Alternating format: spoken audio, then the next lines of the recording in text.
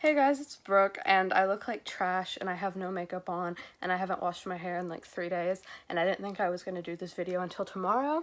But Want You Back, the new single by 5 Seconds of Summer, came out, and I knew that I wasn't going to do a reaction, because I can't do like a proper reaction video, because like, if I sat here and just listened to the song, first of all, obviously I can't put the whole song in the video because of copyright, and I don't sit here and like scream while I'm listening to stuff. Like, it would be the most boring, mundane video of me staring at the wall if you watched me like actually react to it. So I took a moment and I wrote down my initial thoughts, and then I listened to it a few more times.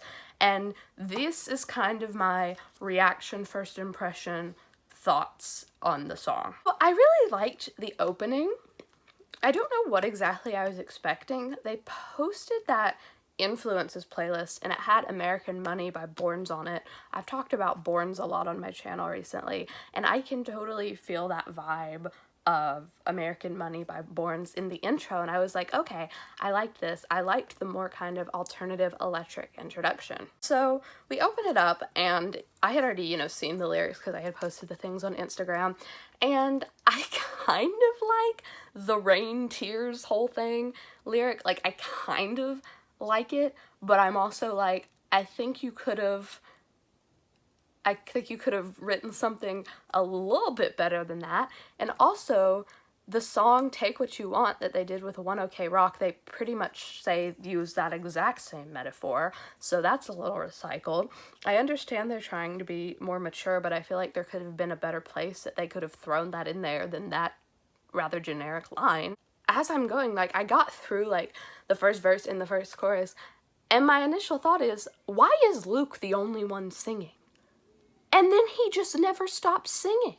No one else sings in the entire song. And first of all, that's the only song they've ever done that's like that. And I would be like, okay, except for the fact that there's like zero instrumentation in this song. Where is the instrumentation? Like, what did everyone else do in the studio while Luke was singing? Like, there's the little bit of a bass groove that goes on towards the bridge, which kind of reminds me of Disconnected, which I actually really liked. I did like that kind of groove that was in there. So, like, maybe, like, Callum did a little bit of that. But, like, can someone let me know what Michael Clifford actually did in the studio whilst this song was being recorded? Because he sure as heck didn't sing, and he sure as heck didn't play any guitar in that song. Like, what? Where are they at? This is not a Luke Hemmings solo project. And I feel like I sound really annoying saying that, and like a fangirl who's like, everyone has to be equally represented, but I'm like, literally, what did they do in the studio? So I've always kind of thought, I haven't really talked about it on this channel because I haven't really had an opportunity to with stuff that's been released recently, but I have never loved John Feldman's production team and the way they handle things, because if you've noticed, it's been almost like a revolution in the modern, mainstream pop punk scene the last couple of years, that John Feldman and Benji and Joel Madden and All Time Low and 5 Seconds of Summer and now One OK Rock, and like so many of those people, it's in Good Charlotte obviously is the Madden brothers, and so many people, Fall Out Boy even has worked with them, and you obviously know what Fall Out Boy's new album is like, and it's almost like this clique.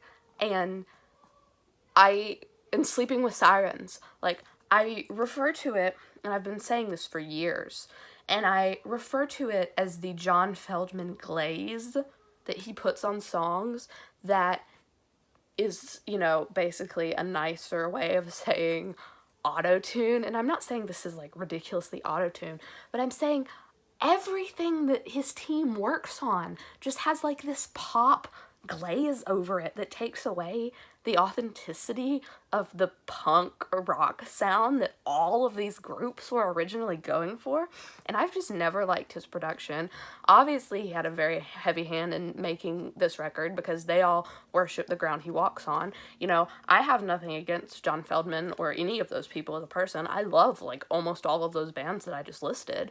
I love 5 Seconds of Summer. They obviously love him, but I've just never been a fan of the way his production is, and you can see that so heavily influenced in it.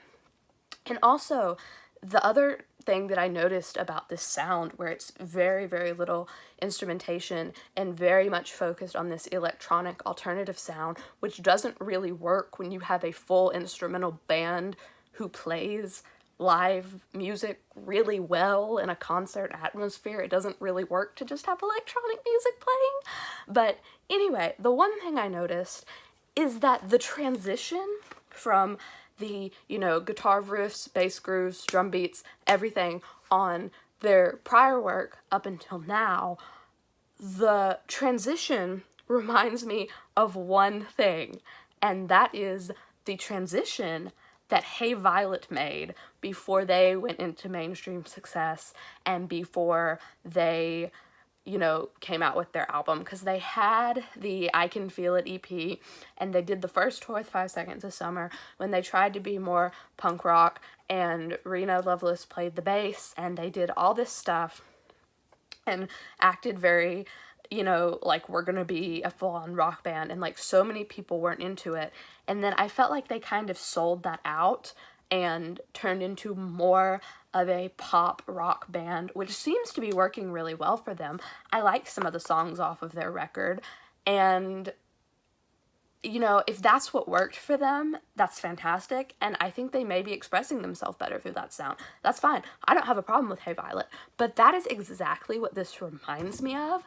And if the question is Hi or Hey, apparently they chose Hey because this sounds exactly like a Hey Violet song, and they need some originality. Every song that John Feldmann's team works on does not need to have the exact same sound to it, and every band that they have signed to their label does not need to copy after each other. I thought it was kind of cool that Five Sauce still had their own thing going on, and Hey Violet was more of a pop group and they were on the label, and now I'm just like, what is this?